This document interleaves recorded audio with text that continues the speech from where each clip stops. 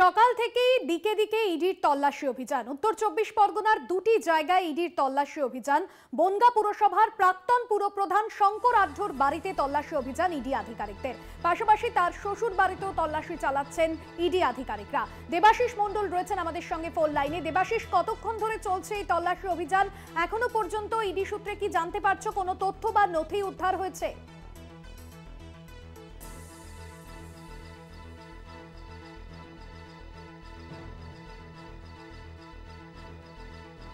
শঙ্কর বাড়িতে ইডি হানা দিয়েছে, যেটা জানা গেছে যে 7 জনের একটা প্রতিনিধি দল, তারা কিন্তু 7 সকালেই শঙ্কর বাড়িতে হানা দিয়েছে। পাশাপাশি শঙ্কর শ্বশুর বাড়িতে কিন্তু হানা চলছে এবং এছাড়া পৌরসভার 2 শঙ্কর কর্মচারী ছিলেন, যে তার বাড়িতে চলছে। এবং শঙ্কর দাদা, তার একটা আইসক্রিম কারখানা রয়েছে গাইঘাটা ব্লকের যখন রোডে লাগোয়া একটা জায়গায়, সেখানেও হানা চলছে।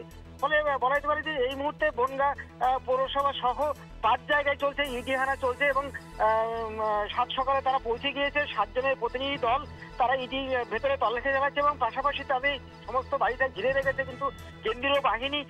তবে এই ইডি হানা, সেটা কিন্তু কি কারণে হানা সেটা কিন্তু জানা যায় না, কিন্তু মনে করা হচ্ছে যে রেশন দুর্নীতি যেটা হয়েছে এবং পাশাপাশি যে জ্যোতিপ্রিয় মল্লিক, তার সঙ্গে যে শঙ্করহাটিতে ঘনিষ্ঠ সম্পর্ক ছিল, সেই সম্পর্ক এবং যে রেশন দুর্নীতি হয়েছে এবং পাশাপাশি যে পৌরসভার যে ব্যাপক টাকা দুর্নীতি হয়েছে, বিরোধীরা আমরা দেখেছি বারবার অভিযোগ করেছে।